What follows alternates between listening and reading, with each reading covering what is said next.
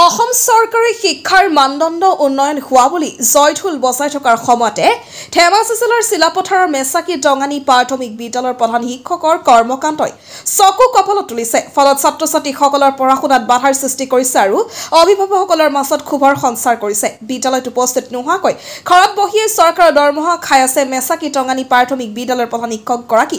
বিভাগীয় কৰ্তৃপক্ষক অৱগত কৰাৰ পাছতো কাণ খাই নাই ৰাজ্যৰ বিয়াগুমি শিক্ষা বিভাগৰ।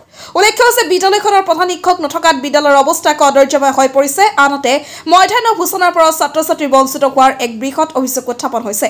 একেদৰে এগৰাকী দায়িত্বশীল শিক্ষকক নিযুক্তি দি শিক্ষণ অসুবিধা আঁতৰাবলৈ চৰকাৰক দাবী জনালে স্থানীয় ৰাইজে।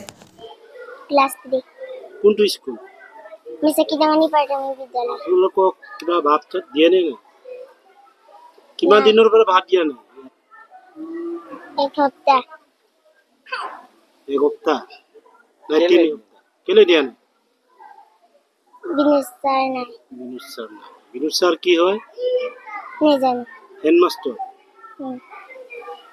বিষয়টো আমি বাৰম্বাৰে এইখন স্কুলৰ পৰা আমি বাৰম্বাৰে অভিযোগ কৰিছোঁ, কিন্তু কোনো এজন প্ৰতিনিধিয়ে বা চৰকাৰে এতিয়ালৈকে মই গম পোৱা মতে মন কাৰ হান দিয়া নাই বুলি ভাবোঁ। কাৰণ সেইদিনাখন কালি নে পৰহি আছিলে মেচাকি টঙানী হাইস্কুলৰ প্ৰাংগণত ফিল্ডত আমাৰ জোনাই বিধানসভা সমষ্টিৰ বিধায়কজন আহিছিলে। অহাৰ মানে দিনাখন আমি কৈছিলোঁ ছাৰক, ছাৰ এই প্ৰাথমিক মেচাকি টঙানী প্ৰাথমিক বিদ্যালয়ৰ স্কুলখনত মাষ্টৰ অহা নাই, এপাক এনেই চাই আহক বুলি আমি কৈছিলোঁ। তেতিয়া ছাৰে ক'লে, মানে কি কৈছে ছাৰে, এতিয়া এপ্লিকেশ্যন দিব লাগে, এতিয়া মই নাচাওঁ বুলি ক'লে। আমি বহুত দুখ লাগিলোঁ, কাৰণ স্কুলখনত আগতে তেনেকুৱা আমি চেনেলক মাতি পেলাই আমি কিবা কমপ্লেইন কৰিছিলোঁ, সেইটো নহয়। আকৌ এইকেইদিন মানে 2-3 সপ্তাহ মানে হ'লে হেডমাষ্টাৰ অহা নাই, ক্লাছ কৰা নাই। মাত্ৰ স্কুলখনত মেচাকি টঙানী স্কুলখনত মাত্ৰ মাষ্টৰ 2জন আছে। এই মাষ্টৰ 2জনৰ পৰা এজনটো ক্লাছ নকৰা হ'ল 2-3 সপ্তাহ। এই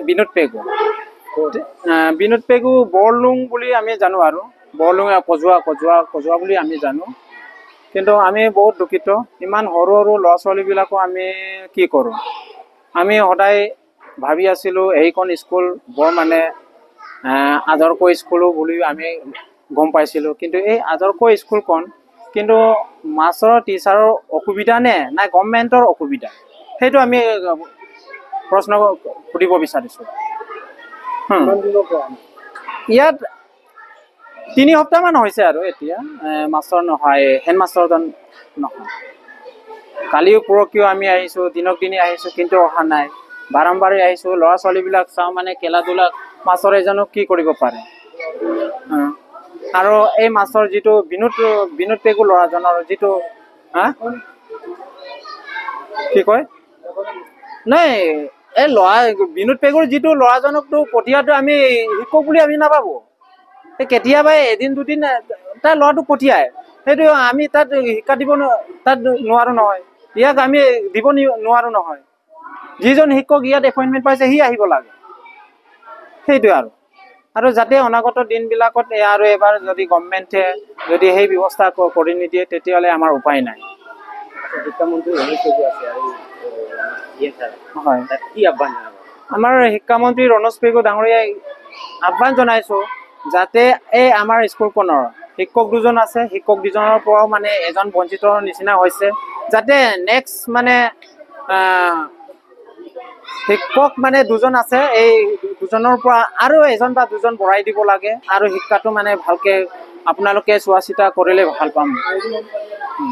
আৰু ইয়াত আমাৰ ষ্টুডেণ্ট 84 আছে, 84ত 2জন মাষ্টৰ থাকিলে কি হয়, মাত্ৰ মাষ্টৰ এজনেহে আছে, কাৰণ এজনটো নাহে হেডমাষ্টৰজন, মাষ্টৰ নথকাৰ কাৰণেই গুচি গ'ল।